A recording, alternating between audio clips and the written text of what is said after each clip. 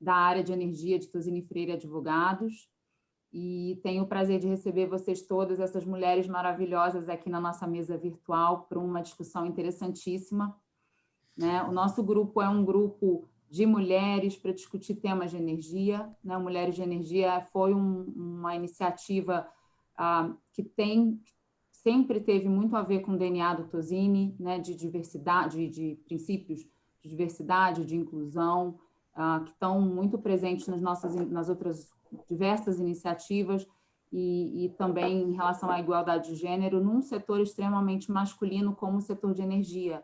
Então, eu tenho esse privilégio de liderar um grupo de mulheres para debates realmente muito ricos e maravilhosos, né? Nós temos metas ambiciosas, a gente quer criar um legado positivo para as mulheres do setor, a gente quer, enfim, construir junto um caminho, né, de pertencimento para as mulheres do setor, né? A gente começou o grupo a partir de amigas, clientes, parceiras, né? Hoje a gente tem um grupo absolutamente diverso e multidisciplinar, não só com a participação de representantes de vários segmentos, né, de energia, petróleo e gás, mas também tem advogada, engenheira, economista, administradora, professora, profissionais de comunicação. Então, são discussões sempre muito ricas, porque também conseguem trazer essa diversidade de perspectivas, de formação, né? A gente já debateu compliance, empresas de energia, energia como serviço, energia do futuro, lições da pandemia para as empresas de energia quanto às estratégias de comunicação e gestão de pessoas. Enfim, a gente vem tentando variar temas setoriais com temas de liderança feminina e de igualdade de gênero. E hoje a gente está aqui para discutir energia e igualdade de gênero numa outra perspectiva, até bastante inovadora, né? Para mim, eu passei a pensar nisso com uma palestra que a Daniela Sandoval fez para nós no Tozini, interna, só para colaboradores alguns anos atrás. A Elô trouxe esse assunto numa das nossas reuniões, falando de acesso à energia e inclusão e igualdade de gênero, né? Então, é essa outra perspectiva, né?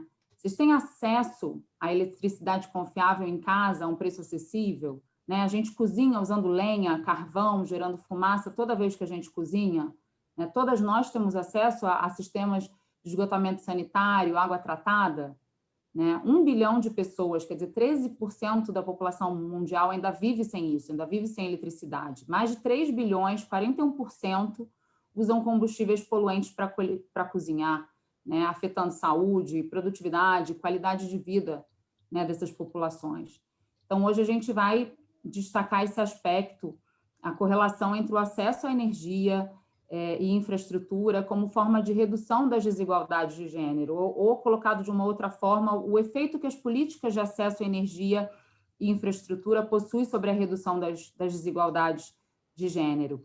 Antes de eu apresentar essas debatedoras maravilhosas, a gente tem um vídeo gentilmente cedido pela Michelle Halak, um vídeo do BID, sobre igualdade de gênero, que traz muito do que a gente vai falar hoje.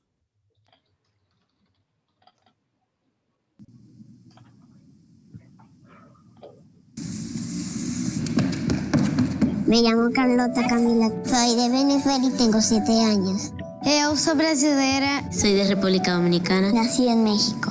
Yo quiero ser maestra y maquilladora. Me gustaría ser mamá, modelo, youtuber y veterinaria, bailarina. ¿Querés jugar un juego? Bueno, ¿qué juego? Imagínate una historia sobre esta mujer. Ay, tiene un monito. Se llama María. ¿Se ve amable? Para mí trabaja en una heladería. Es peluquera. Tiene cara de trabajar de maestra. Doutora, sí. Tiene un novio. Me parece que tiene familia porque la veo feliz. ¿Le gusta jugar a la pelota con su nieto? Ella dice que es igual a nuestra directora del colegio, pero... ¡Y que tiene rulos como ella! ¿Ahora me cuentas quién era? Por favor.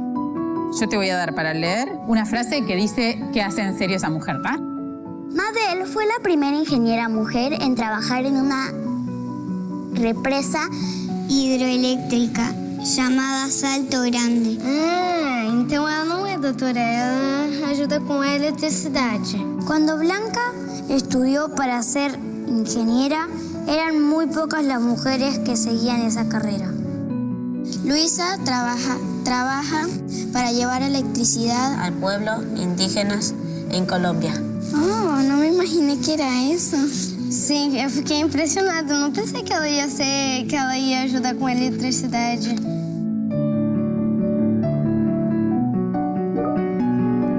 Los científicos, lo que yo sé es que... La mayoría son hombres.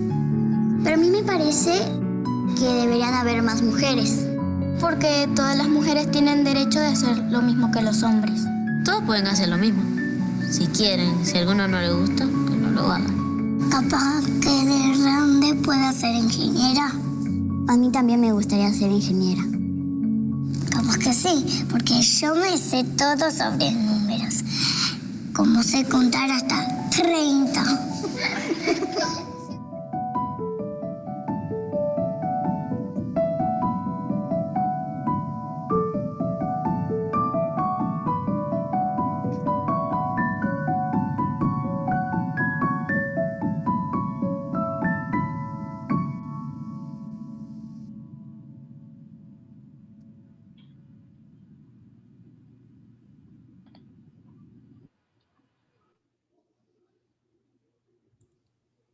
Bom, então, para começar, vou apresentar nossas convidadas especialistas, né, para abordar essas questões sobre diferentes óticas. Sem mais delongas, aqui vamos às apresentações. A moderação vai ser feita pela Heloísa Borges.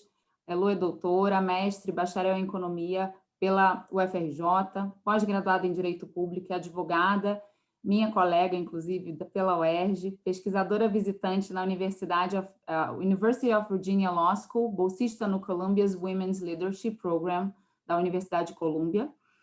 Heloísa atuou em diversos cargos na administração pública brasileira, como professora, pesquisadora, servidora federal. Desde maio de 2020, é diretora de petróleo e gás natural e biocombustíveis da empresa de pesquisa energética. A Fernanda Delgado, professora e assessora estratégica na FGV Energia, especialista em petropolítica, professora do programa de pós-graduação da Escola de Comando do Estado-Maior do Exército, via convênio com a FGV, doutora em planejamento estratégico, mestre em tecnologia da informação. Na FGV Energia, é responsável pela coordenação do MBA em gestão no setor de óleo e gás e pelas linhas de pesquisa em petróleo, gás, biocombustíveis e transição energética. Daniela Sandoval é vice-presidente de assuntos corporativos e regulação da BRK Ambiental, possui mais 25 anos de experiência com sólida atuação em posições de liderança e conselhos nos setores de saneamento, energia e petroquímico. Daniela tem formação em Direito pela Universidade de São Paulo, LLM pela New York University, Credential of Readiness em Administração pela Harvard Business School, certificação em Compliance da CCB, Compliance Certification Board. A Michele Halak é economista sênior da Divisão de Energia do Banco Interamericano de Desenvolvimento, pesquisadora associada com a Florence School of Regulation. Com 15 anos de experiência no setor, lidera a agenda de pesquisa para o setor de energia do BID. E entre os projetos recentes se destaca o desenvolvimento do Hub de Energia, que foi lançado em setembro. Michele é PhD pela Universidade de Paris-Sud 6, mestre em Economia pela UFRJ, tem mestrado em Indústrias de Rede, PSUR de Comilas, sendo economista formada pela Unicamp. Cristina Vergueira, por fim, é diretora jurídica do Pátria, responsável pelo jurídico estratégico e de compliance dos fundos de infraestrutura. Atua nas transações de investimentos e desinvestimentos dos fundos, no monitoramento e value creation das empresas do portfólio, com implementação de melhores práticas de gestão de riscos, governança e compliance. Antes de ingressar no Pátria em 2006, foi estagiária e advogada aqui no Tosini, nas áreas de M&A, de financiamentos e mercado de capitais. Formada em Direito pela Universidade de São Paulo, cursou especialização em negócios, em Economia de Negócios na FGV e é certificada também em Compliance pelo CCEP. Bom, então, sem mais delongas, vamos começar a discutir, tem muito assunto interessante pela frente. Elô, com você agora. Obrigada, Lígia. Bom, obrigada pelo convite de estar aqui. Eu acho que o Grupo Mulheres de Energia é um grupo que eu me orgulho muito de participar e poder estar aqui. Eu acho que uma das grandes oportunidades é a gente poder ter conversas como essas, assim, aprender com mulheres tão sensacionais de temas diversos, porque a gente vê pelos temas que já circularam pelo grupo, né? A gente não fala só de energia, nem só de equidade de gênero, mas a gente passa por vários temas correlatos. E quando a gente fala dessa correlação, eu acho que surgiu um pouco, eu vou dividir um pouco, né, com vocês, surgiu a questão, esse tema, ele surge de uma ideia de que tem algumas correlações óbvias e algumas não tão óbvias, né? Os números que a Lígia trouxe sobre acesso à eletricidade, infraestrutura, saneamento, eles são estarrecedores. Mas eles não são novos, eles são conhecidos, a gente já está aí há algum tempo. O Brasil, por exemplo, tem um programa já antigo, Luz para Todos, que vem justamente buscando acesso universal. Também, mas por conta disso ainda ser um problema, e não por acaso, a ONU incluiu especificamente acesso à água limpa, acesso à energia limpa, a preços acessíveis, como objetivos de desenvolvimento sustentável. A gente não chega a um desenvolvimento econômico sustentável se a gente não endereçar essas questões. Agora, quando a gente olha os objetivos de desenvolvimento sustentável, a gente vê que eles têm correlações que são claras, e aí, de novo, a energia e acesso à água, por exemplo, é um tema que a gente já vem refletindo sobre ele há algum tempo. O uso da água e energia já é um tema que a gente já reflete há algum tempo. Mas cada vez mais a gente tem que começar a pensar em como essas coisas se interconectam, pensar em políticas correlacionadas, e as próprias empresas, a gente vê que várias empresas aderiram aos Objetivos de Desenvolvimento Sustentável, e várias empresas por si só estão liderando. A agenda ESG já está agora muito na pauta, né? E não é mais uma coisa que a gente consegue deixar de lado.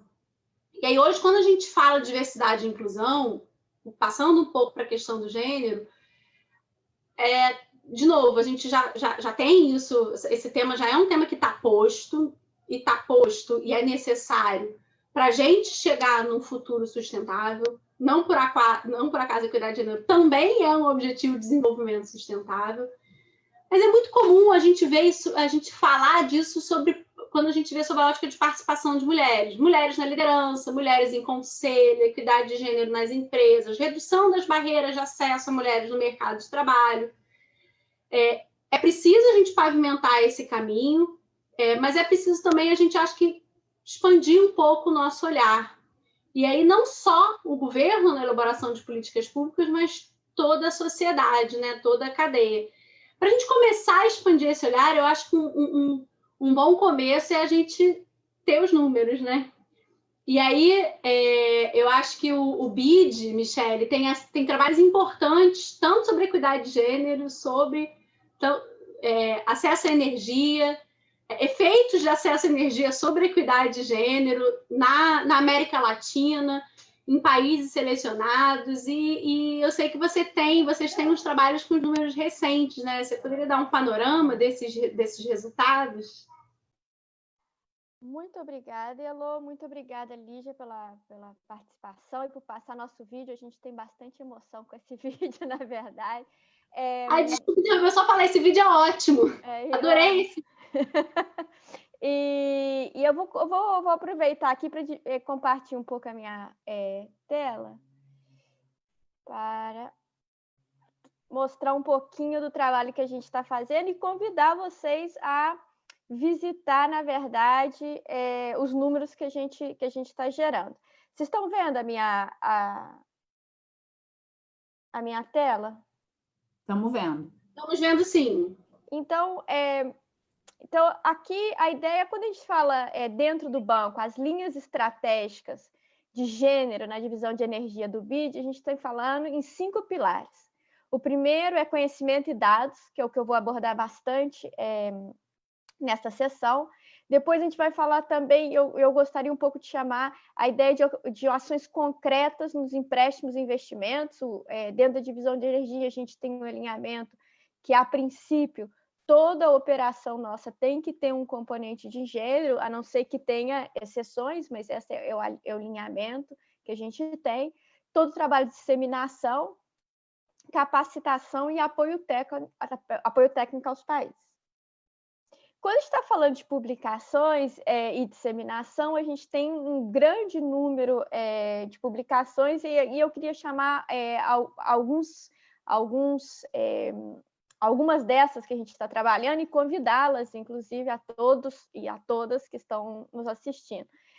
Um desses que a gente vem trabalhando muito, que é Lights on Woman, na verdade, que é junto com a Florence School, e que é um pouco essa ideia de mostrar, que vai muito alinhado com esse projeto de Mulheres de Energia, mostrar um pouco o trabalho das mulheres no setor de energia, para um pouco tentar diminuir aquele discurso que a gente escuta muito, né, que só tem uma mesa só de homem porque não tem mulher, e essa é um pouco a desmistificar isso um pouco.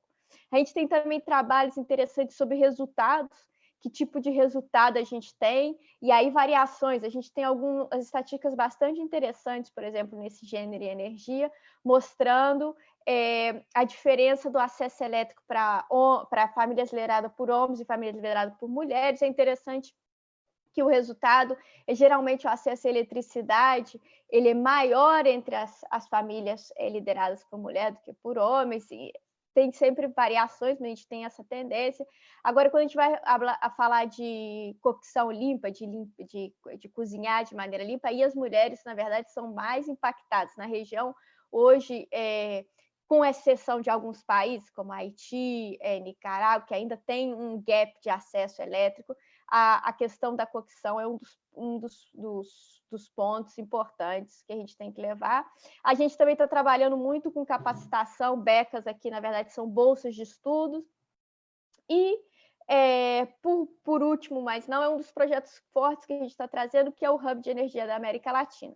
A ideia do Hub de Energia da América Latina não é ser uma plataforma do BID, é uma plataforma multi-institucional, a gente vem liderando essa iniciativa com outros parceiros como OLAD, Ciforol, IRENA, CEPAL, ARIAI, e também agora indo para os parceiros países, para a gente que constrói, na verdade, esses dados nos países. Então, a gente está trabalhando nisso para poder coletar e ser um portal único onde a gente vai ter acesso aos dados de maneira mais simples possível. Então, os dados do BID e os dados das diferentes instituições que a gente tem na região. Dentro disso, dentro do Hub, a gente tem uma parte que já estava, na verdade, do BID, que a gente chama de gênero e infraestrutura. É um guia, na verdade, para quando as empresas ou os governos, os fazedores de política que querem incluir questões de gênero dentro das operações, tem um mapa, um guia de como fazer isso.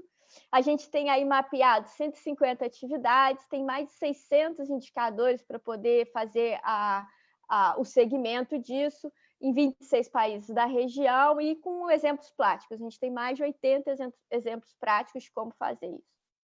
E aqui é um pouco o exemplo, como entra, e dentro dessa plataforma a gente pode achar e utilizar isso como melhores práticas. Então, isso é um pouquinho que eu queria aproveitar essa oportunidade para mostrar para vocês, convidá-los a visitar o Hub. A gente tem uma parte, inclusive eu tirei porque acabou ficando muito pesado, mas é uma parte que é legal, que você entra dentro do Hub e você pode ver, por exemplo, o número de acesso à eletricidade por país. A gente também tem número de trabalhadores no setor de eletricidade, gás e água, que é tudo junto, a gente não conseguiu separar, mas você vai olhando por país e vai poder ter esse tipo de informação. Esse é um pouquinho que eu queria compartilhar com vocês nesse momento, e um prazer, estou aqui aberta e feliz para qualquer pergunta. Obrigada, Michele. Eu acho que esses números, acho que você começou destacando bem, assim, tem várias ações que são importantes, tem informação é importante, tem informação é fundamental, mas também esse papel do BID de dar as ferramentas, né? Você ter a informação e ter as ferramentas para mudar aquela situação, avançar em situações que estão postas. Eles vão falar, hoje saiu uma edição de uma revista no Brasil, chama TN Petróleo, eu vou fazer uma autopropaganda mesmo, porque eu estou na revista, mas o desafio, como era o mês de Outubro Rosa, era a edição de outubro, e o desafio que a editora, que a TN se propôs, foi escrever uma edição de outubro só com mulheres. Uma edição inteira de uma revista importante, com temas importantes. Então, não é uma edição sobre equidade de gênero. É uma edição que fala de novo mercado de gás, descomissionamento, rumos e perspectivas da indústria de petróleo no Brasil, mas eles só entrevistaram mulheres. Um pouco na linha do Lights on Women que você mencionou, elas existem, estão lá, e saiu uma edição robusta, excelente, só com mulheres. Então, assim, é claro que eu não estou advogando que a gente faça uma revista sempre só com mulheres, mas acho que essa ideia da TN foi muito boa e mostrou que é possível, né? Não é por falta de gente capacitada. Isso é verdade. Sim, também. Existem, né, Elô? A gente tem essa iniciativa no Brasil, Lights on Women, uma iniciativa de 2 servidoras do Ministério da Energia, o Sim, Elas Existem, que vai na mesma direção, né? E eu vou só fazer um convite, uma propaganda para acessar o Energy Hub. Ainda tem poucos dados do Brasil, né, Michele? Mas eu acho que... A gente está trabalhando nisso, Elô, a gente está trabalhando nisso. A gente chega lá. E aí, falando de Brasil e falando de indústria de óleo e gás, eu acho que no setor de energia, o Brasil está passando por uma série de reformas importantes, né? A gente teve, inclusive, elencadas pelo governo federal, uma série de marcos normativos importantes para a gente avançar na direção de aumento da atratividade dos investimentos, manutenção de investimento, construção de mercados competitivos. E um desses marcos é o novo mercado de gás, né? A proposta lá do projeto de lei do novo mercado de gás, mas a iniciativa do novo mercado de gás como um todo, que é até maior do que necessariamente só o projeto de lei. E eu pergunto para a Fernanda, um dos pilares do novo mercado de gás é uma maior competição, maior acesso ao gás, né? Como que você acha que esse maior acesso ao gás, que vem tanto sendo apregoado pelo programa do novo mercado de gás, como que isso pode ser um fator influenciador nessa questão da igualdade de gênero? Como que o acesso à infraestrutura e ao gás natural influencia a melhoria da vida dessa população feminina? Qual que é o impacto disso nessa economia? Você acha que tem, de repente, aí um aspecto que a gente poderia explorar na política? Obrigada, Elô. Gente, boa noite. Lígia, obrigada pelo convite. É um prazer fazer parte desse grupo e estar aqui. No nome da FGV Energia, eu agradeço o convite. A Elô hoje vai se vingar de mim, porque eu não deixei ela falar no webinar de segunda-feira, né? Eu fiquei controlando o tempo dela, então hoje ela vai se vingar, não tem problema não. A pergunta é muito interessante e vai muito na linha de algumas coisas que a Michele colocou, né? O novo mercado de gás, ele vem para trazer uma maior competição dentro desse mercado e também para que a gente possa aproveitar esse manancial do gás do pré-sal, né? A gente sabe que esse gás está lá, a gente sabe que tem que se acessar esse gás, porque é um gás associado, ele está sendo usado para reinjeção, então por que não monetizar esse gás, né? Essa é a expectativa. Um aumento dessa participação, e aí você tem uma série de discussões, lastreia isso na indústria termoelétrica, não lastreia, amarra isso contratualmente, não amarra, enfim. Guardadas essas proporcionalidades dessas questões de como isso vai ser feito ou não, a questão é que você tem uma oferta, né? A possibilidade de uma oferta maior de gás no mercado. Você não sabe exatamente como isso vai ocorrer, né? Se você tem a demanda para isso, mas em um mundo ideal, né? Vamos dizer que você tenha como escoar esse gás, vamos dizer que os players se organizem e você traga esse gás para a costa e esse gás realmente caia de preço, você tem a possibilidade, e aí depois eu explico o porquê da possibilidade, né? Você tem a possibilidade de você ter um gás mais barato para a cocção, né? Que foi o que a Michele estava colocando em relação, e você também colocou na sua introdução, em relação a uma cocção mais limpa, né? Então, o acesso ao gás canalizado e o acesso ao GLP dessas famílias pode incrementar a qualidade de vida dessas famílias que não têm o gás para cocção hoje em dia, e isso tem umas questões de saúde aí que a gente sabe. Essas famílias lideradas por mulheres, né, hoje no Brasil 38% das famílias são lideradas por mulheres, e algumas dessas famílias são lideradas por mulheres, e não porque não tenham homens nas famílias, mas porque esses homens são incapazes. Esses homens não participam ativamente da economia. Esse é um dado do IBGE. Então, o acesso a essa infraestrutura, o acesso a esse gás possibilita a uma expectativa de vida maior, a um incremento, né, da saúde dessa família e dessa família liderada por uma mulher, e até você libera tempo dela, né, também para poder empreender e fazer outra coisa que não cozinhar a lenha e buscar essa lenha, né? E existe todo um processo da lenha catada, né, como a gente fala. E por que eu falei numa possibilidade? Porque aí vale o disclaimer, né, de que o gás natural não necessariamente ele vai levar a um barateamento do GLP, né? São processos industriais diferentes. Uma parcela do GLP advém do gás natural, mas não é totalmente. Então, existe aí uma confusão que os parlamentares fazem, acredito que de forma... deixa eu tentar ser gentil. Gentil não é uma característica minha, mas eu vou tentar. Eles fazem de uma forma induzida, né, a população para dizer que sim, que vai baratear o gás de cozinha, que vai dar um acesso à população, mas é uma propaganda que não é muito confiável, vamos dizer assim, porque são processos industriais diferentes. Você tem essa possibilidade, certamente, o acesso maior seria uma prerrogativa muito interessante, mas também é muito interessante o gás onshore, o desenvolvimento do gás onshore, o espraiamento desse gás onshore. Então, o novo mercado de gás ele tem várias nuances que devem ser observadas nesse sentido. E não é só o gás do pré-sal que pode salvar esse mercado, né, essa infraestrutura. Existem outros nichos de infraestrutura que são tão interessantes dentro dessa nossa discussão de perspectiva de gênero e sociedade, nesse sentido. Eu acho que é mais ou menos por aí, Elô. Obrigada, Fernanda. E falando de outros nichos de infraestrutura e de marcos legais, acho que não foram desenhados para isso, mas que podem ter um impacto relevante sobre essa questão. Eu pergunto para a Daniela. A Daniela saiu? Ela caiu.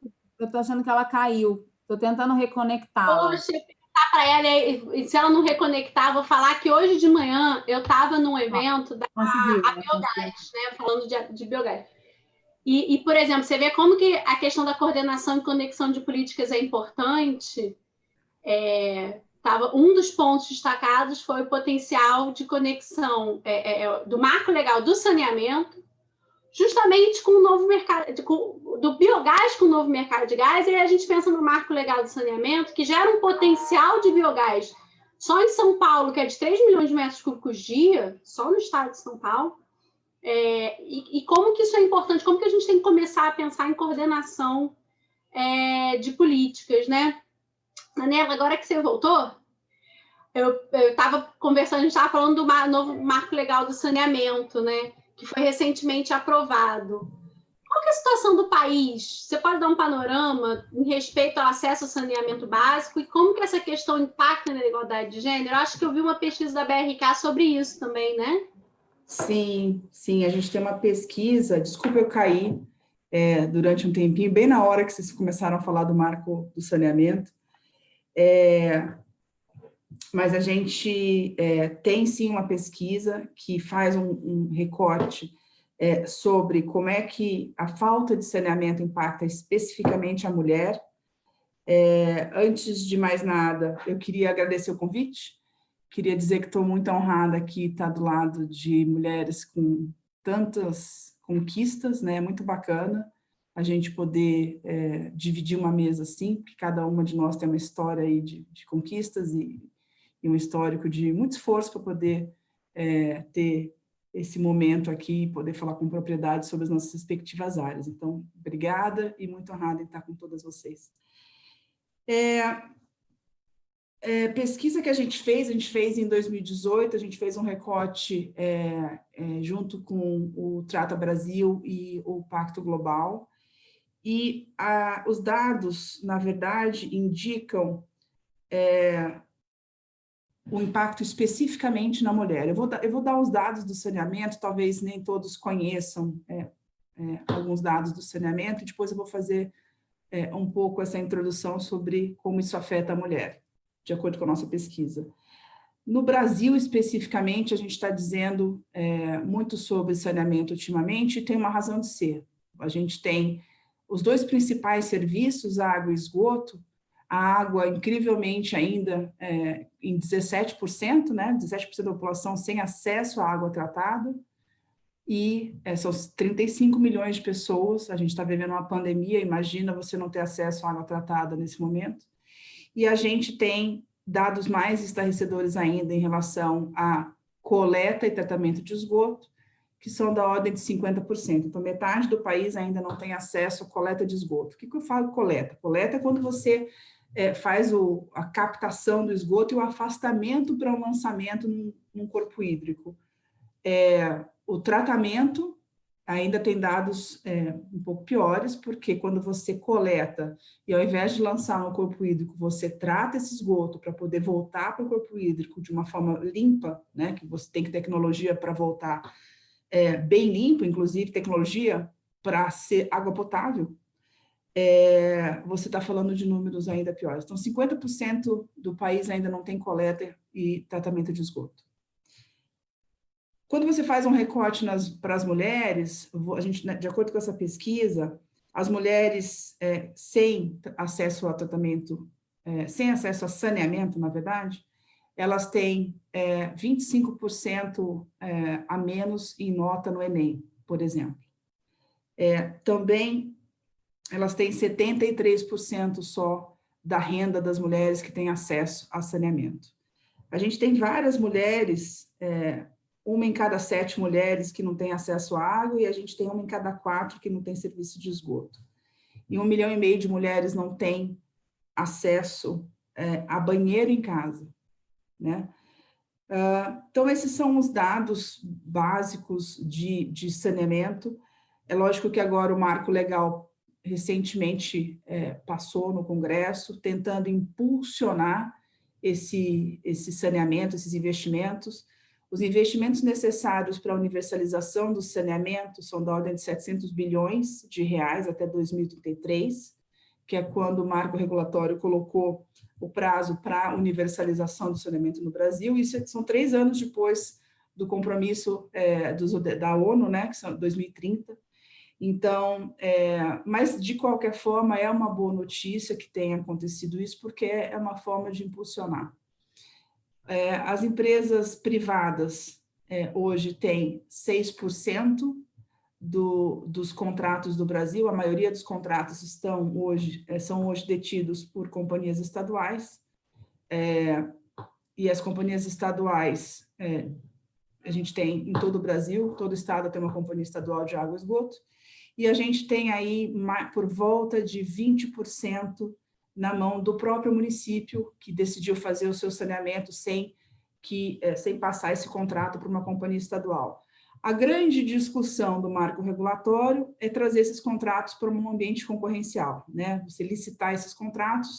Os contratos, quando são feitos entre entes, como o município e uma companhia estadual, eles não são precedidos de uma licitação, então, na verdade, você não consegue, as companhias não conseguem acessar esses contratos por uma concorrência, e é exatamente isso que o marco regulatório visa mudar, dentre outras tantas questões que ele trata.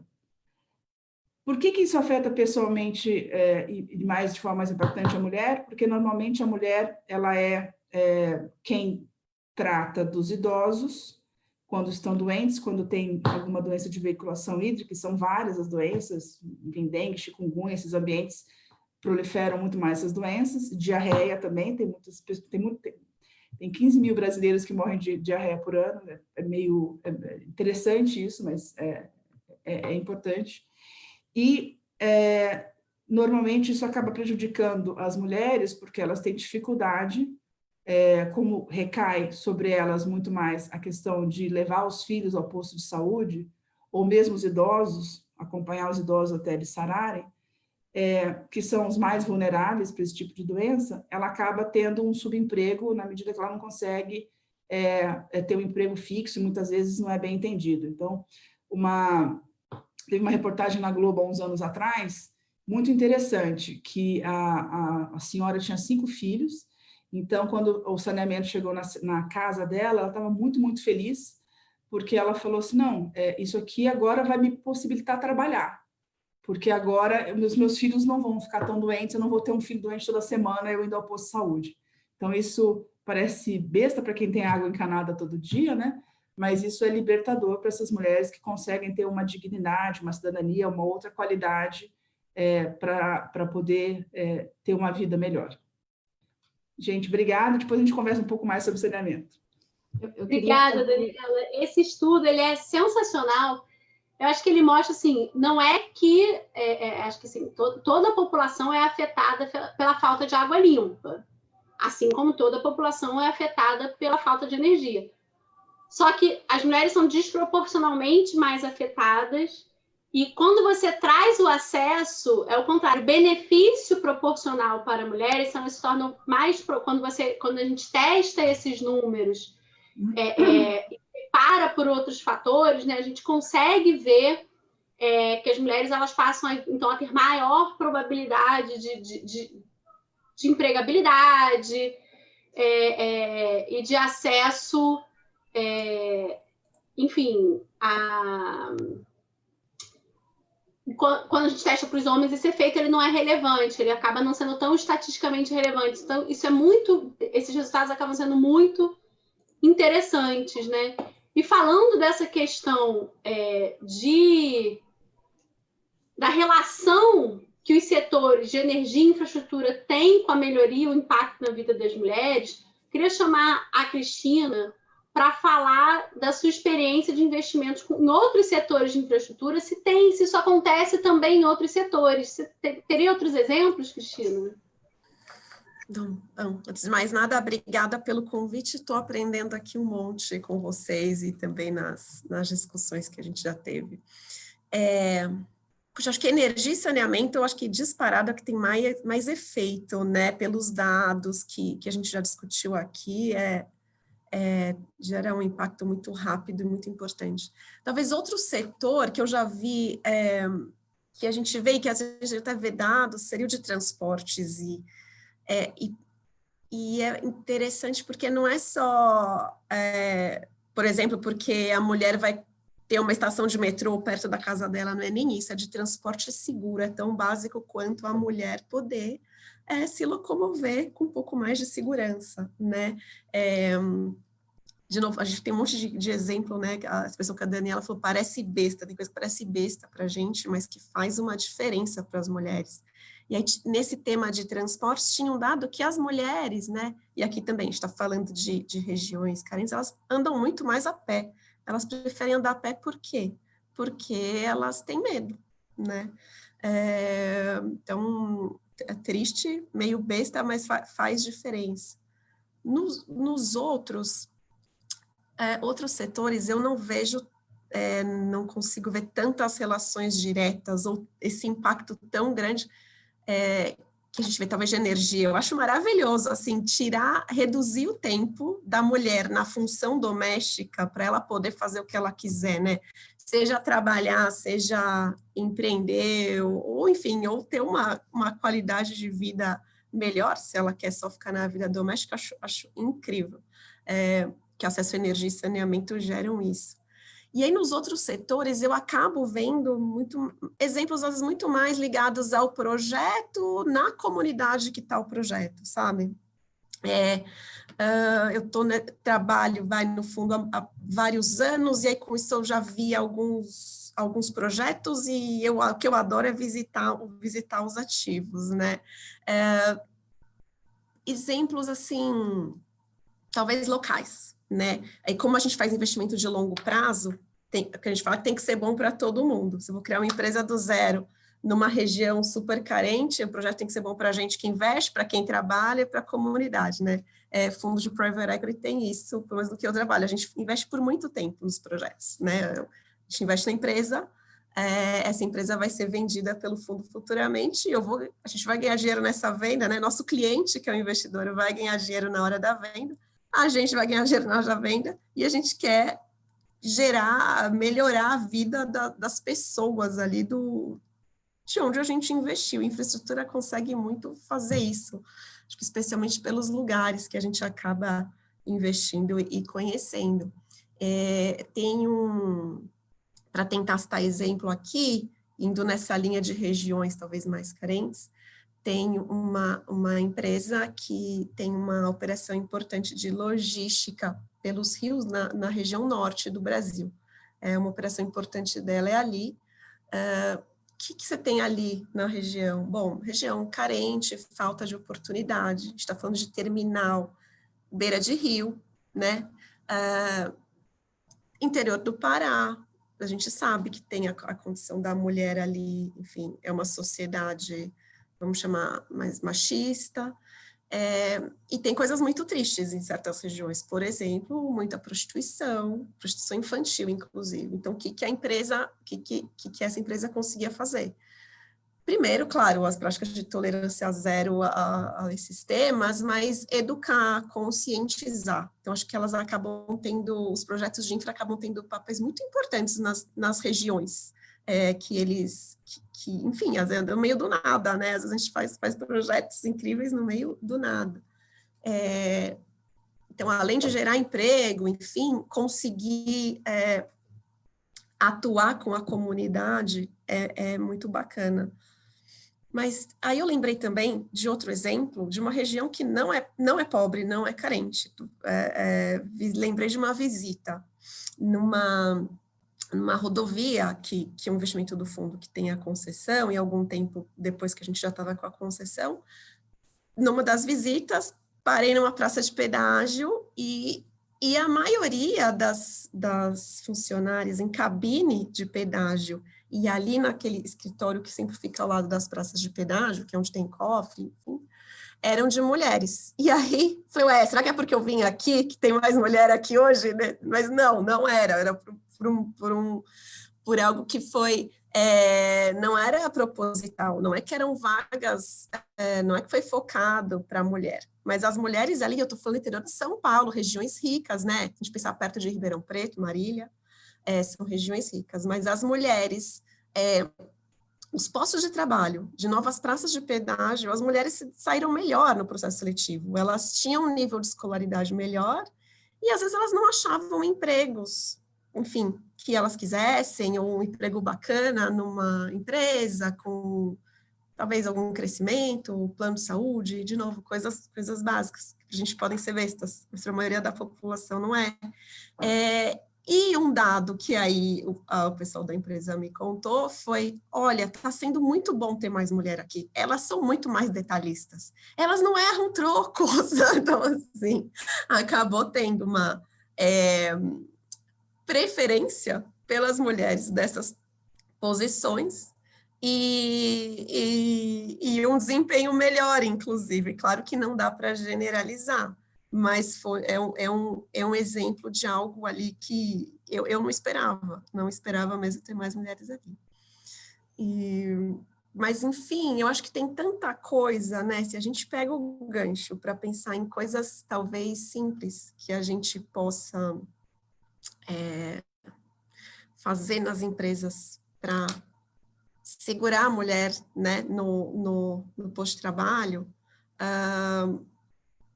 a gente eu vivo alguns exemplos disso e acho que eles valem para vários setores. Tem coisas muito simples que as mulheres, as funcionárias acabam agradecendo depois por ter, vou dar um exemplo muito básico aqui também, treinamento, né? Nosso RH fala que nas empresas que a gente investe tem que ter treinamento de assédio moral, assédio sexual. A gente fala que tem que ter canal de denúncia que garanta anonimato, e não só para os temas de compliance, mas também para essas questões de assédio moral e sexual. As mulheres se sentem seguras e elas agradecem isso depois. Então, eu acho que vale sempre pensar em ações que, às vezes, a gente não precisa fazer grandes ações ou grandes projetos, mas que eles acabam impactando mais as mulheres.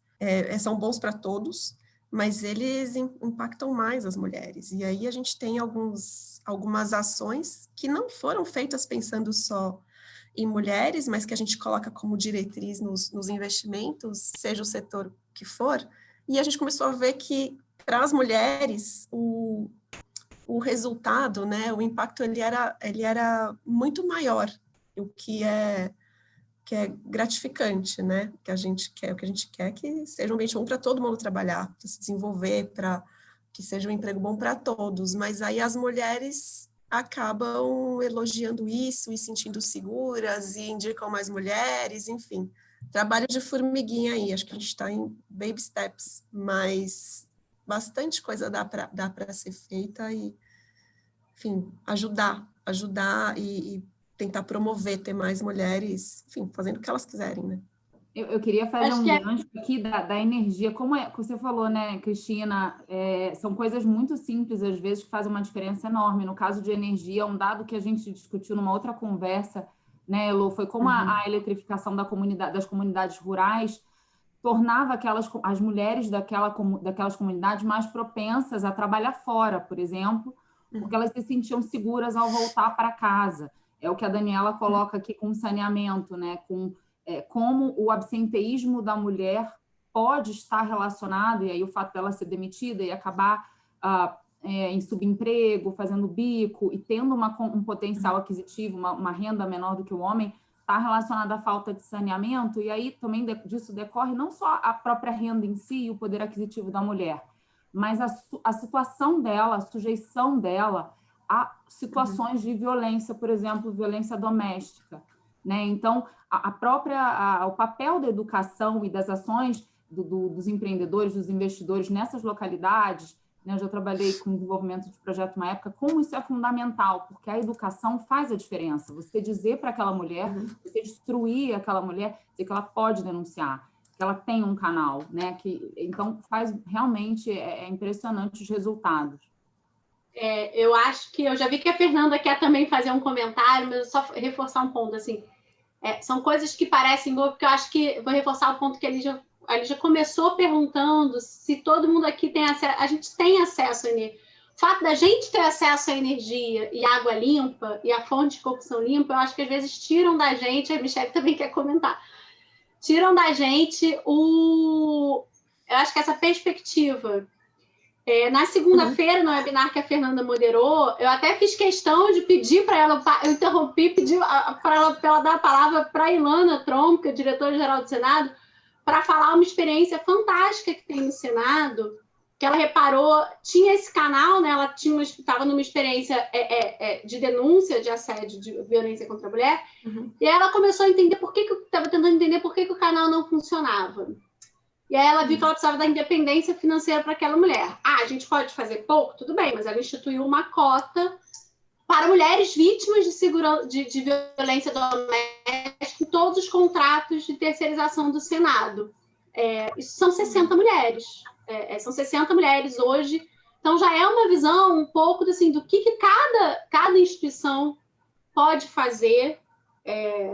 Um pouco, mas cada gota d'água, o oceano é feito de gota d'água, né? Então cada um coloca a sua.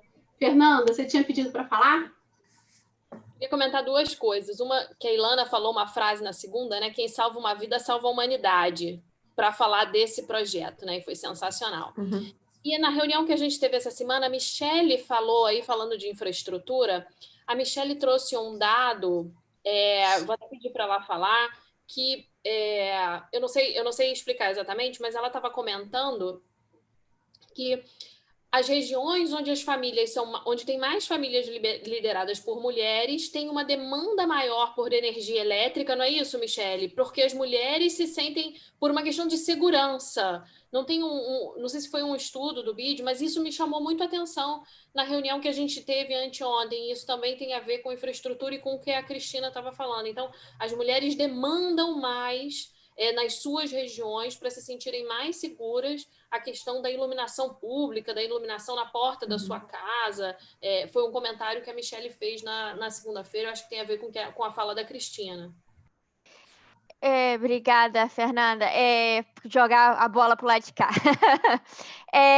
O que a gente observa nos dados é que as casas lideradas por mulheres, elas tendem a ter mais acesso à eletricidade. É isso que a gente observa.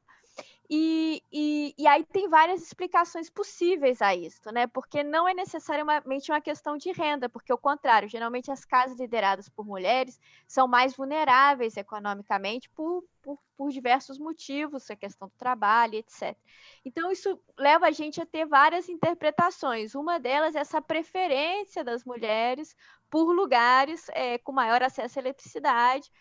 E uma das explicações possíveis é a questão da violência. Eu queria chamar a atenção para 2 pontos além desses. É interessante pensar na eletricidade também, no impacto na educação. A gente fez um estudo com os dados do Brasil, que foi bem legal também, mostrando como que a eletricidade é importante para as pessoas continuarem na escola, para evitar a evasão escolar primária. Então, quando a gente fala das mulheres fazerem o que elas quiserem, a educação para o público feminino, para os trabalhadoras femininas, elas é ainda mais importante. Se a gente olhar, as mulheres estão sendo cada vez mais educadas, porque esse é o mecanismo que elas têm, né, de acessar. Então, isso também são várias coisas que são interessantes de relacionar. Quando a gente pensa acesso à energia, por outro lado, eu gosto de chamar a atenção em países como o Brasil, que não é simplesmente acesso à infraestrutura, porque um dos objetivos do acesso à universal à infraestrutura, a gente está quase chegando lá. O Brasil tem mais de 99% de acesso à infraestrutura, né? E aí, outro dia eu estava brincando com alguns dados, a gente vê que cada vez mais as pessoas têm dificuldade, por outro lado, de pagar a conta, né? Então, você vê muito corte, muita dificuldade na capacidade de pagamento das pessoas. E aí, a importância da discussão tarifária, a importância da discussão de, talvez, se for fazer subsídio, fazer um subsídio bem feito. Tem toda uma discussão aí que é interessante, que vai... A gente trabalhou num livro do banco que a gente publicou esse ano, que a gente tenta um pouco mudar o enfoque do acesso à infraestrutura para o acesso aos serviços. E aí é legal, porque se você vai fazer uma meta-análise sobre o impacto ao acesso da eletricidade, essa meta-análise ela tende a ser bastante contraditória. Porque como acesso à eletricidade pode significar tanta coisa, desde um poste de eletricidade no meio da comunidade até eletricidade dentro da sua casa com uma geladeira, isso faz com que, na verdade, os resultados de impacto, em geral, na economia, e para as mulheres, se tem impacto produtivo, não tem impacto produtivo, variam muito. Então, assim, uma sugestão também para olhar isso, que eu acho que é importante, é pensar no serviço. O que a gente está provendo? A gente está provendo segurança? A gente está provendo refrigeração, porque aí gera a questão da saúde? A gente está provendo luz, porque permite as pessoas estudarem, permite as pessoas costurarem? Então, pensar um pouquinho a energia nesse sentido também ajuda a gente a pensar como é que isso impacta as mulheres. Obrigada, Michele. Eu acho que é importante, inclusive é uma discussão que a gente já teve, né, Lídia? Energia como serviço, como que a gente tem que passar a encarar a energia como serviço. Mas eu queria voltar, Michele, a um ponto que você levantou, você falou da questão do olhar que o banco está tendo agora para acesso, né, para concessão de financiamentos. E essa semana saiu aqui no Brasil uma reportagem indicando que o Banco Santander tinha levantado 100 milhões de dólares junto ao Banco Mundial para financiar mulheres empreendedoras e projetos de energia limpa. E justamente, assim, eu queria entender um pouco mais essa questão, o que levou o banco, porque eu estou entendendo que agora, para qualquer projeto, não é um projeto para financiar mulheres, mas qualquer projeto tem que ter uma lente de gênero, digamos assim, é isso? Tá sem som. Vou tentar compartilhar de novo meus slides. Eu sou uma pessoa que adora slides, como vocês podem perceber. Mesmo que seja... que eu gosto de desenhar, então os slides é uma forma de pensar em desenho. Ai, calma. Bem, quando a gente pensa por que gênero e energia, né? E não é a questão que a gente gosta de levantar, que não é uma questão, vamos dizer assim, de caridade. É uma questão, na verdade, de produtividade, né? Como é que a gente vê isso como Banco de Desenvolvimento? Eu não falo de maneira nenhuma pelo Banco Mundial, mas eu estou pensando no BID como Banco de Desenvolvimento e pensando um pouco na estratégia que a gente está adotando e por que isso é importante, né? Então, a gente observa que as mulheres estão subrepresentadas na força de trabalho, né? Isso é muito claro. Na América Latina, por exemplo, menos de 20% do total dos empregados no setor de energia são mulheres. E isso significa que o setor de energia, como os outros setores de infraestrutura, como representa uma fonte de trabalho e de renda, se a gente quer aumentar a participação da mulher na economia, esses setores são os setores, principalmente num processo de recuperação econômica, num processo de investimento, são os setores que são chaves para você mudar essa perspectiva. Por outro lado, as mulheres também estão ausentes no processo de tomada de decisão, tanto no desenho, no monitoramento, na operação dos projetos de energia. Por um lado, e por outro lado, elas são as mais impactadas. Muitos desses projetos impactam elas de maneira. Então, a ideia é um pouco juntar as pessoas que são impactadas, as mulheres, nesse processo de tomada de decisão. E por que isso? É uma questão de, a gente vê isso como uma questão de produtividade. Existe uma relação direta entre participação das mulheres na força de trabalho e o crescimento do PIB. Existe uma relação econômica direta de maior participação feminina e no PIB. Isso eu não estou dizendo que existe uma consequência. O que a gente observa é que existe uma relação. Então, tem uma relação tanto da quantidade de força de trabalho. E aí, pensando nessa relação, tem um estudo que a gente gosta de utilizar, mesmo que sendo muito geral e um modelo bastante simplificado, mas se a gente fizer uma estimativa de quanto que se poderia crescer o PIB mundial, se você tivesse uma participação igual entre mulheres e homens na força de trabalho, a gente podia crescer o PIB em 26% a 2025. Então, a gente não está falando aqui de uma questão, no momento de crise econômica, que a gente necessita de uma recuperação, as mulheres sim pode ser uma força, colocar as mulheres no mercado de trabalho sim pode ser uma força para impulsionar o crescimento econômico.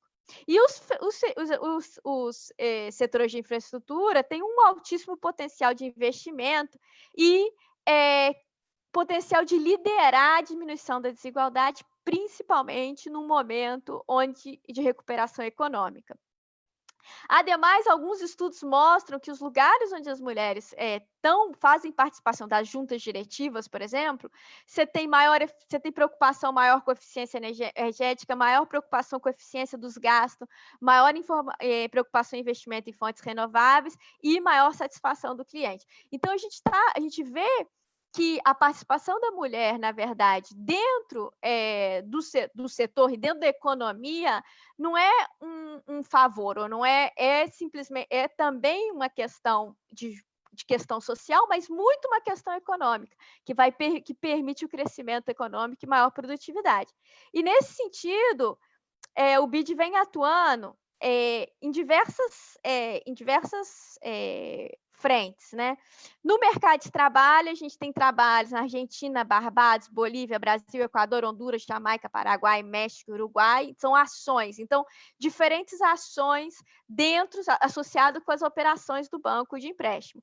Tem ações na área de responsabilidade social, como República Dominicana, Argentina e Uruguai, política e regulação, associada com gênero, a parte de acesso a serviços, eletricidade e cozinhas, e você vai ver que são países, na verdade, que essa brecha, esse buraco, né, de acesso a serviço é maior. Então, Bolívia, Honduras, Panamá, Guatemala, Suriname e Guiana. Então, a gente está trabalhando na questão de gênero dentro do acesso aos serviços e uso produtivo da energia, que é essa questão do mercado de trabalho. Como é que eu uso a energia, na verdade, para bombeio de água? Como é que eu uso energia, na verdade, para costura, máquina de costura, para fazer tem vários exemplos interessantes para poder fazer massa de macarrão, tem várias coisas que são potenciais usos produtivos da energia e que dá uma valorização econômica para a mulher. Então, por isso explica a necessidade e a importância que o desenvolvimento econômico esteja associado com ações de equidade de gênero, porque faz parte do desenvolvimento econômico, faz parte do crescimento econômico e do aumento da produtividade. Eu queria puxar um gancho aqui com essa pesquisa que a Michelle trouxe, falando exatamente, não é caridade e está associada à retomada econômica, né, como num momento de crise como esse, né, a Bloomberg criou um índice em 2018, reconhecendo as empresas pelo seu compromisso com a igualdade de gênero, pela transparência com que divulgam seus dados, né, a sigla é GEI, Gender Equality Index, e ela divulgou recentemente a edição de 2020. Né? A boa notícia é que 41% a gente cresceu, né? A gente atendeu requisitos de igualdade entre homens e mulheres, cresceu 41% de 230 companhias inicialmente analisadas em 2018 para 325 agora na edição de 2020. Né? Então, a carteira, e a Bloomberg está olhando aqui uma carteira que contempla setores variados, né? Comunicações, bens de consumo, energia, finanças, materiais e tecnologia, mede as ações e as políticas para esses colaboradores, a oferta de produtos e serviços para clientes mulheres, né?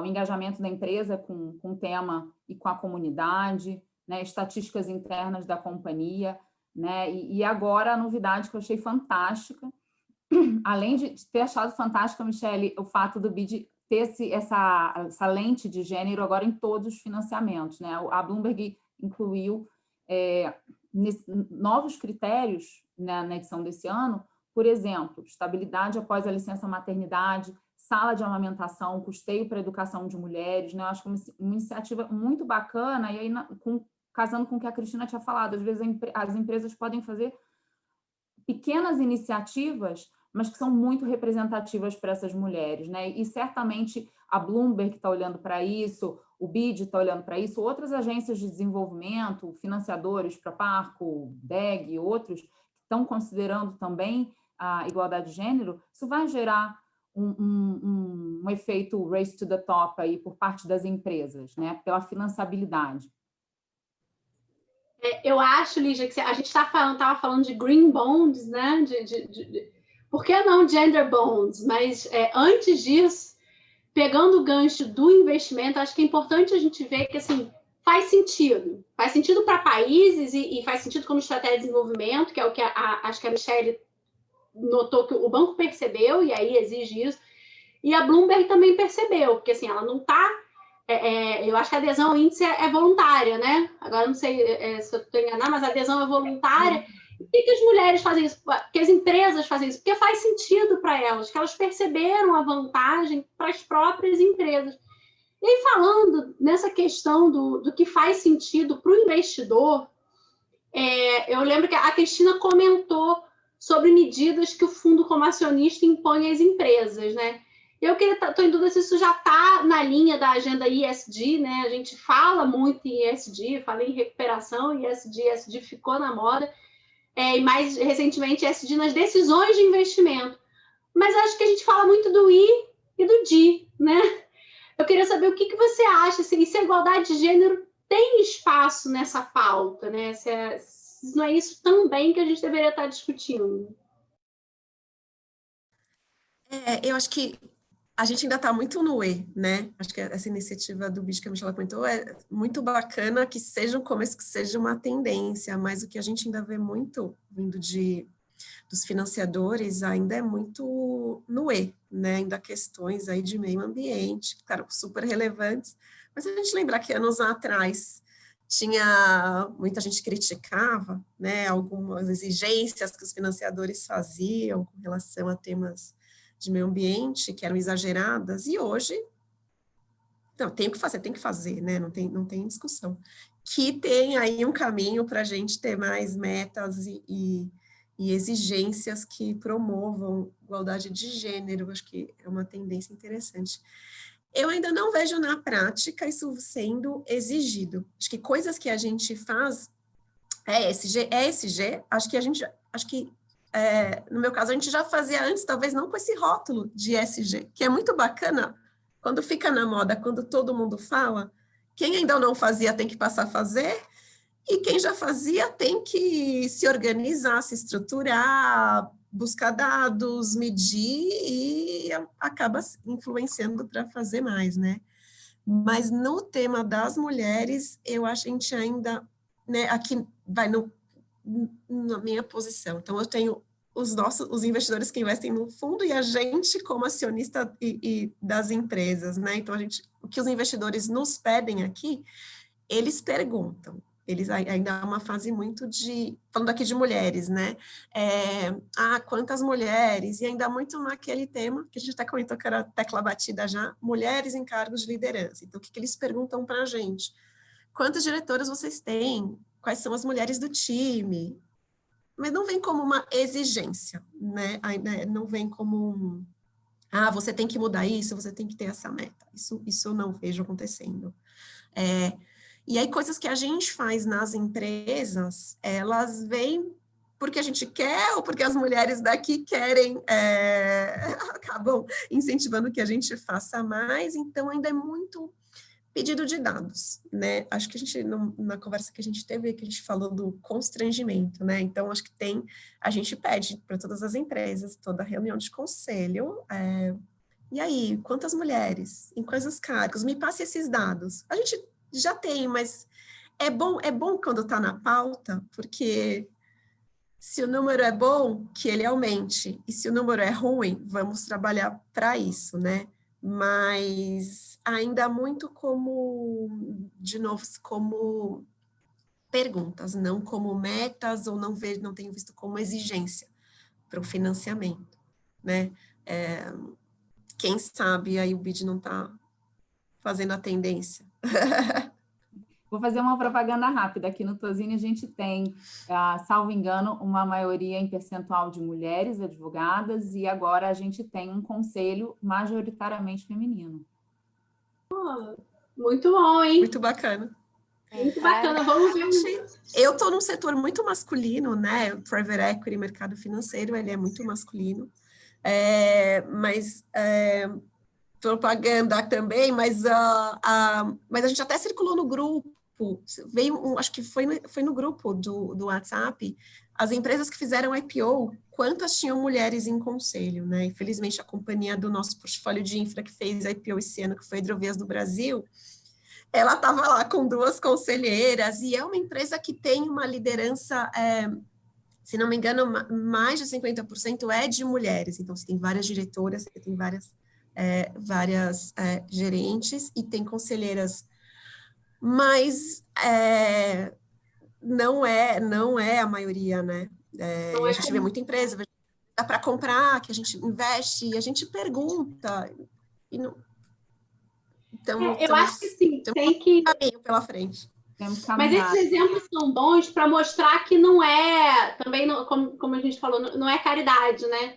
Eu conheço um fundo, mas também é o único que eu conheço porque eu tive aula com a fundadora desse fundo, um fundo norte-americano chamado Bravo Investments, que esse sim faz questão de investir em projetos liderados por mulheres ou que tenham a questão do gênero como um objetivo claro no projeto. E ela fala, Nathalie, né? Ela, quando fala do fundo, ela fala, gente, que eu queria mostrar justamente que quando você faz investimento social, né, seja ele ambiental, seja ele na questão de gênero, seja ele social, você não está meio que abrindo mão de rentabilidade em prol de um... Ela faz isso para mostrar que esse investimento é muito lucrativo, porque o fundo tem resultados muito melhores do que a média dos seus congêneres, quando faz o recorte, óbvio, em termos de tamanho de portfólio, né? Mas tem resultados consistentemente melhores. Então, não é caridade. Os investidores desse fundo estão sendo muito bem... Dá retorno. Tem uma coisa interessante nisso que a Liz já falou, né, da maioria serem mulheres. É importante que a maioria sejam mulheres, claro, né? Mas é importante que sejam mulheres que tomem decisão, porque tem uma maioria de mulheres, não é difícil, né? Mas que a mulher tenha uma voz expressiva, isso ainda é difícil. No meio acadêmico, isso ainda é complicado, né? Apesar de você ter uma maioria de mulheres, a voz ainda é muito opaca, né? Ainda somos muito pouco ouvidas. Então, eu acho que não é só a quantidade, né? Mas os cargos que ocupam. Então, quando você falou, não, a maioria aqui na Tozini são mulheres e o conselho também é a maioria de mulheres. Eu já ia falar, mas quem toma a decisão? Aí você falou assim, não, mas o conselho também é de mulheres. Então faz todo sentido. Eu acompanho o trabalho de uma ativista de inclusão racial que ela fala, we don't want to sit at the table, we want to be welcomed at the table. Eu quero falar. Eu queria só fazer um comentário que eu acho que uma coisa que é importante também não é uma questão de exigência. Eu acho que assim, o que eu acho interessante da proposta do BID é que você tenha sim um incentivo, não de você tem que ter esse componente, mas é muito mais oferecido como um apoio. Então, não é uma coisa de... Porque a gente trabalha com contextos, como comentou a Cristina, de maneira muito, muito distinta. Quando você fala do BID, você trabalha de países como o Brasil e tem países que é do tamanho de praticamente tamanho de Juiz de Fora. Juiz de Fora é sempre o meu critério. Então, então você está trabalhando com uma diversidade, não é uma questão de ser melhor ou pior, mas com uma diversidade, uma heterogeneidade que é gigantesca. Então, o interessante dos bancos de desenvolvimento é sim ter um empurre nesse sentido de pedir um componente, né, na área de gênero, mas principalmente oferecer um apoio, dizer o que a gente pode fazer, na verdade, para apoiar a que exista esse componente. Então, também, eu acho que os bancos de desenvolvimento têm esse papel, eu acho que até que vem antes, né, dos privados, porque a gente tem como objetivo o desenvolvimento, e isso permite dar esse apoio aos países da cooperação técnica e permitir esse desenvolvimento. Lembrando aqui também, em relação a financiamento, né, o Goldman Sachs, na verdade, a responsabilidade dos bancos e dos entes financiadores e os agentes econômicos aí, né, o Goldman Sachs anunciou, salvo engano, antes, esse ano ainda, né, que só ia fazer a IPO de empresa cujo board tivesse mulher. Quer dizer, é uma voz poderosa, né? Sem dúvida. E aí é muito poderoso quando vem do financiador, que seja pergunta de quantas mulheres, que seja para dar visibilidade, porque ninguém gosta de estar no bottom 5 de nada, né? Que seja para dar uma visibilidade, né? Na linha de influência, e aí fazendo as perguntas certas, porque tem um ponto que a gente fala muito pouco. A gente fala de quantidade de mulheres, a gente fala muito pouco disso, se essas mulheres estão tendo a mesma remuneração, né? Então, se a gente fala de 20% de mulheres no board, elas têm 20% da remuneração daquele board. Então, acho que essas perguntas acabam trazendo à tona questões. Não, peraí, por que elas estão com 12%, 15%? Porque é uma realidade, né? A gente tem aí as mulheres com uma remuneração inferior aos homens. Tivemos movimentos interessantíssimos 3 anos atrás, inclusive, em relação a isso. Então, acho que essas perguntas são as perguntas. O financiador, Money Talks, né, gente? Assim, o financiador perguntou, assim, isso? Já sai todo mundo correndo para fazer. Vai fazer. E aí, só precisamos tomar aquele cuidado, porque eu concordo com esse approach do BID que a Michelle falou, de não ficar, de ser um influenciador da agenda. Mas as perguntas corretas são tão poderosas. Você fazer o questionamento vindo do setor financeiro é tão relevante, né? Os índices, né, da Bloomberg, isso tudo é voluntário. Então, as empresas que não estão querendo ficar mal na fita não vão entrar, né? Mas todo mundo precisa de dinheiro para se financiar. Então, uma perguntinha de um financiador, que normalmente vem dos multilaterais, mas que acaba permeando bancos privados, que depois vai para fundo de private equity, que é um ambiente muito masculino, e muito mais que masculino, conservador, né? Um ambiente impecável no vestimento, que você não pode ter um cabelo diferente, que você não pode, nada pode ser diferente.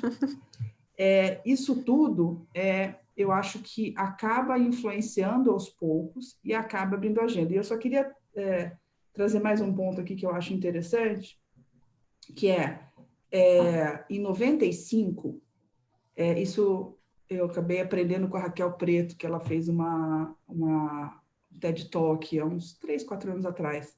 Em 95 para 96, São Paulo, a gente não está falando de algum estado enfiado em sei lá aonde, São Paulo tinha só 10% de mulheres juízas, tá?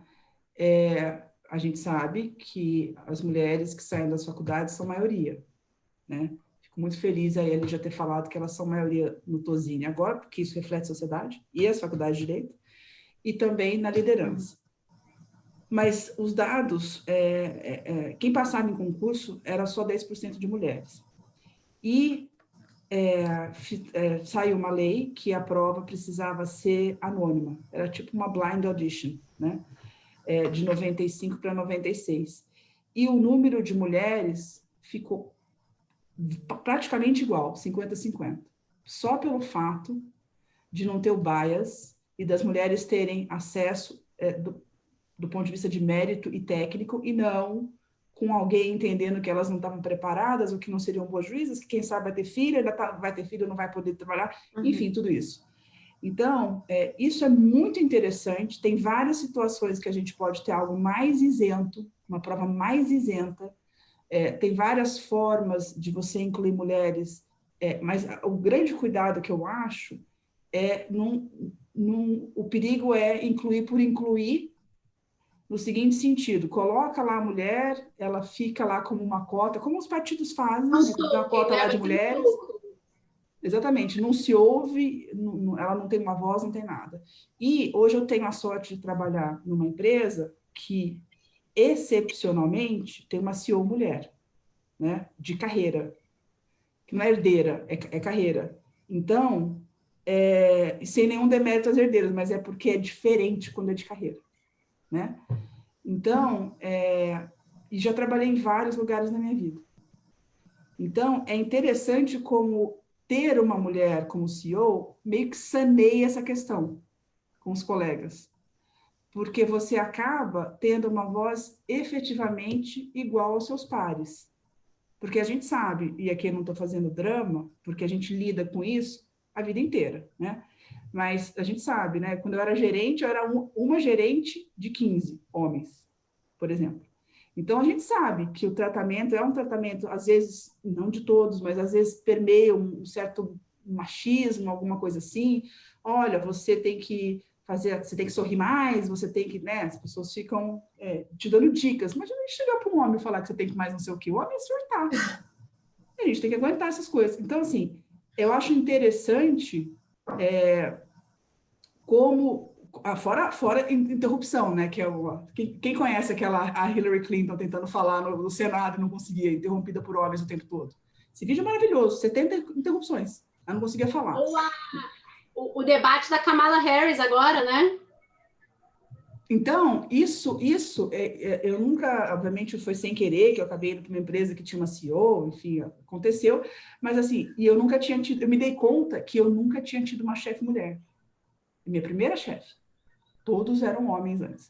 Então, eu achei muito interessante a experiência, estou dividindo aqui com vocês, porque como a questão de ser interrompida, a questão, isso tudo acabou, entendeu? É interessante isso. Então, por isso é fundamental, eu acho, a gente conseguir trazer mulheres para a liderança, sim, presidentes, sim, porque, sem querer, meio que assim, é meio que obrigatório respeitar a mulher.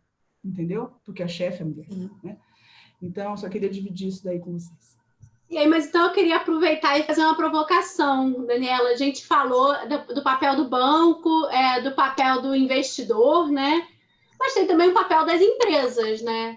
E você falou que a CEO é mulher. Que tipo de ação que a BRK tem realizado nessa direção? Você acha que o fato de ser uma CEO mulher muda um pouco a própria perspectiva que a empresa tem da questão? Sem dúvida. Quando é que, assim, é muito difícil, você tem que ficar convencendo as pessoas de que é importante fazer uma pesquisa com recorte feminino? Difícil. É muito mais, assim, é muito mais fácil a pauta quando você tem uma pessoa que conhece de dentro para fora a questão. A gente tem vários projetos, a gente tem um comitê de diversidade e inclusão, que um dos grupos é GT de gênero, né? E a gente tem vários projetos, vou citar dois que estão bem frescos na minha cabeça, porque foram das 2 últimas semanas. A gente tem um projeto de mulheres, formação técnica para mulheres encanadoras. Então, a gente acabou de formar, a gente forma normalmente mulheres encanadoras, mas especialmente nessa última turma, a gente fez uma turma de refugiadas, que tiveram 300 horas de treinamento para se tornarem encanadoras, estão no processo de seleção na BRK, inclusive, mas são a maioria da Venezuela. Então, isso é interessante porque é uma forma de você trazer o estudo e a possibilidade de entrar no mercado de trabalho. Também ajuda num ponto fundamental, que é você medir o teu projeto, né? Quanto a pessoa gerava de renda antes, quanto gera depois, né? Então, essas métricas são fundamentais porque elas retroalimentam a agenda, para não ficar uma coisa só fez por fazer, fez porque é legal. Então, a questão dos números, né? Porque tem uma frase ótima até de um advogado que eu admiro muito, que ele falava assim: o mundo no século passado era dominado por advogados. Advogados erraram, agora o mundo ficou dominado pelos engenheiros, porque tinha o Barbosa, enfim, todo mundo. Virou o domínio dos engenheiros. Então, a gente está juntando as duas coisas, né? Então, número interessa, número importa e valida bem que quase tudo. Tem coisas que não deveriam ser medidas, na minha opinião, mas a gente tem essa questão. Então, essas refugiadas, eu acho que é um projeto bem bacana, recente, e também a gente tem um programa de mentoria de raça para mulheres negras. Não só mentoria, mas a gente tem uma aceleração para mulheres negras dentro da BRK, que tem 15 mulheres que estão em cargos mais variados, tem mulheres com operação, tem uma que cuida de 56 estações de tratamento de esgoto. Olha que coisa louca. Então, assim, tem um monte de mulher entrando e que a gente tem que prestar atenção para elas, né? Tem uma menina de 27 anos que já foi para Madrid, voltou lá do PhD. Eu falei, mas como é que você fez tudo isso em tão pouco tempo? Então, assim, tem uma mulherada com uma garra aí bem interessante que a gente tem que olhar, acelerar, ajudar a trazer, né, para a liderança, porque no fim das contas, ter mulher na liderança faz muita diferença para as mulheres que estão embaixo. Então, essas perguntas que a Cris acabou de falar, que a própria Michele tinha falado, tem que vir mesmo, e quando elas vêm dos financiadores, elas têm um peso bem interessante que influencia a pauta mesmo. Tá? Então, só dividindo com vocês um pouco a minha experiência aí com esses projetos. Interessante também você falar, Daniela, porque a gente também vai ter um programa de mentoria, um dos nossos, como grupo de Mulheres de Energia, das nossas metas é implementar esse grupo de mentoria, porque exatamente isso, você quer mulher na liderança, mas você tem que ter mulher na base também, então você tem que acolher essas mulheres, atrair essas mulheres, né, incentivá-las a crescer. Exatamente. Eu acho fantásticos exemplos, né? E eu acho que é bom a gente ver cada vez mais as empresas se preocupando com isso, né? A importância que a gente começa a ver na agenda. E aí, quando eu vou fazer uma provocação para a Fernanda, ela falou que a gente participou de um webinar que ela era moderadora, né? Vou devolver a pergunta. Você me perguntou, você destacou que as empresas de petróleo anunciaram corte de investimento, tem um desgaste do setor, a agenda ESG está começando a entrar, né? A gente tem aí demissão, postergação de investimento, incerteza quanto a financiabilidade, a atratividade de projetos. Você acha que aumentar a visibilidade dos efeitos dessa questão dos efeitos da energia sobre a desigualdade de gênero, dos efeitos do papel da empresa, é uma forma de aumentar a atratividade e a financiabilidade dos projetos de óleo e gás? A gente pode pensar numa pink recovery, né? Na indústria? Gostei, achei legal. Olha, Luiz, eu acho que seria sensacional, mas eu gosto muito de trabalhar com a realidade. Muito de trabalhar com a realidade. Eu acho que para as empresas de petróleo, isso ainda não é uma realidade. Eu acho que a pauta ambiental, ela entrou, se vocês lembrarem, né, eu trabalho nessa área desde 2004, a pauta ambiental ela já esteve no portfólio das empresas de petróleo lá em 2008, a BP já foi a maior empresa com maior investimentos em energia solar, já teve o maior portfólio solar, e tudo foi desalocado com a crise de 2014. Primeiro com a crise de 2008, depois com a crise de 2014. Por quê? Como a Daniela falou, money talks. Então, quando você tem um preço de petróleo muito baixo, né, que foram as crises anteriores, todos esses projetos foram descontinuados porque o foco era o upstream. Agora você tem uma crise com uma conotação muito diferente, porque essa crise tem um viés de demanda e você tem os renováveis, né, que é o E, que a Cristina destacou, né, do ESG.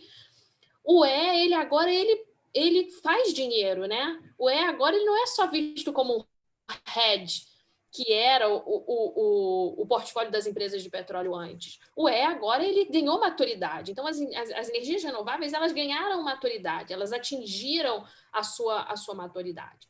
Então, só agora é que, depois de 3 crises sucessivas, de 3 tombos sucessivos e tombos grandes, né, e no meio de uma recessão, é que se entendeu que existe dinheiro fora do mercado petrolífero, dentro da indústria petrolífera. Então, você vai ter essa coexistência de uma transição energética junto com a indústria petrolífera, alavancando aí das suas expertises, das suas sinergias, e você já vê isso no portfólio de uma série de empresas. Agora, esse salto demorou muito tempo, e ele já voltou várias vezes, porque o retorno ao acionista em primeiro lugar. Agora, se você tiver, como a Daniela falou, o financiador colocando esse tipo de colocação, né? E esse sendo um próximo passo, aí sim você pode incentivar esse pink recovery. Seria muito bacana. A gente pode até começar, né? E começar a escrever sobre isso. Eu adoro colocar assuntos novos. Adoro lançar ideias e colocar assuntos novos na mídia e principalmente provocar, né? Provocar que não tem demanda de gás e cadê a demanda de gás e provocar quem vai fazer o PGN. Eu vou te responder essa. A gente vai te... E provocar quem vai fazer o PGN, e provocar que não tem planejamento energético nesse país, e depois eu fico tomando um monte de bronca por aí. Então, a gente pode fazer essa provocação. Por que não colocar esse tipo de meta também?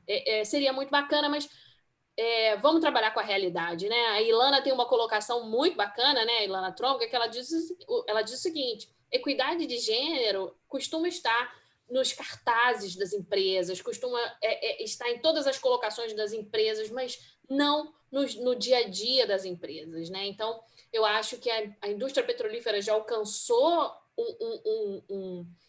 já deu um passo muito grande entendendo o papel das renováveis e abraçando as renováveis porque dá dinheiro, e o próximo passo pode ser essa maior diversidade, essa maior inserção, essa maior abraçar a equidade, porque também dá dinheiro, porque também a diversidade engrandece a indústria, engrandece a sociedade, o retorno é maior, a produtividade da mulher é maior, como a Michelle mostrou, que a inserção maior da mulher aumenta o PIB, você imagina isso numa escala menor dentro de uma empresa. Então, eu acho que esse é o próximo passo, mas não adianta apertar a cabeça dessa indústria, né? Porque ela tem o tempo dela. Bom, amanhã vai ter um monte de crítica no meu LinkedIn. Não, mas eu acho interessante também, não dá para querer tudo ao mesmo tempo, né? Não dá. E ela é uma indústria que tem o tempo dela, e ela vai e volta, Tem um aprendizado, né? Tem uma curva de aprendizado, Fernanda. Você falou com muita propriedade aí que realmente a gente já vem amadurecendo outras dessas letras do ESG, né, há mais tempo. E também eu acho que isso vai acontecer de forma diferente de indústria para indústria, né? Teve o caso da Vale, que a gente já comentou numa discussão, né, Elô, que precisou investir em treinamento. Mas foi puxado pela necessidade de acesso ao dinheiro. Nova York. Foi puxado pela necessidade de acesso ao dinheiro, é verdade. Exatamente. Então, assim, as coisas vão acontecendo e vão caminhando. Olha, eu estou dentro para esse artigo aí de Pink Recovery. Amei, inclusive... Gostei do nome. O nome, exatamente. E nada melhor do que mulheres. Tem sempre o dinheiro puxando. Vai ter sempre a pauta econômica, a questão, o dinheiro vai estar sempre puxando. Seja o I, seja o S, seja o D, seja o que for. Se não der dinheiro, ninguém vai fazer. É verdade. E eu acho importante, assim, você falou de provocação. A Elô falou que ia te provocar e você falou das críticas. Eu acho que ninguém melhor do que nós, né, do que as mulheres, para fazer provocações e críticas, e a gente está numa posição hoje muito boa, a gente tem essa visibilidade para comandar esse Race to the Top, né?